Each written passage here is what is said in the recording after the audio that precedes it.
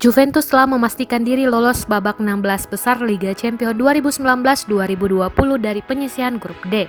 Karena itu, laga Juventus versus Atletico Madrid laga pekan kelima grup D Liga Champions hanya formalitas belaka. Pertandingan Juventus versus Atletico Madrid bakal dilangsungkan di Stadion Allianz Turin, Rabu 27 November 2019 pukul 3 waktu Indonesia Barat. Meski sudah lolos, tapi laga tim teratas grup D ini ternyata masih menjadi laga penting bagi Juventus, terutama untuk memperkuat peluang mereka untuk lolos sebagai pemuncak klasmen alias juara grup.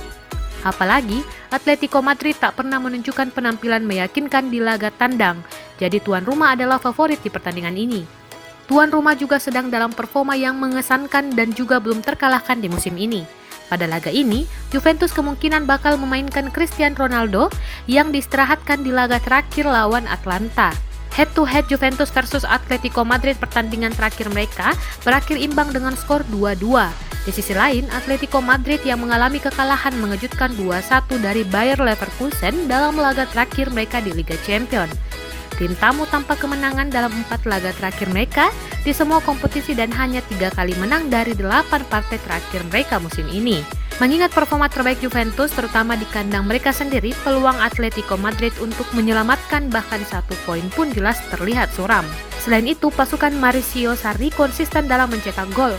Buktinya, Juve rata-rata mencetak 2 gol atau lebih dalam 7 dari 8 pertandingan terakhir mereka.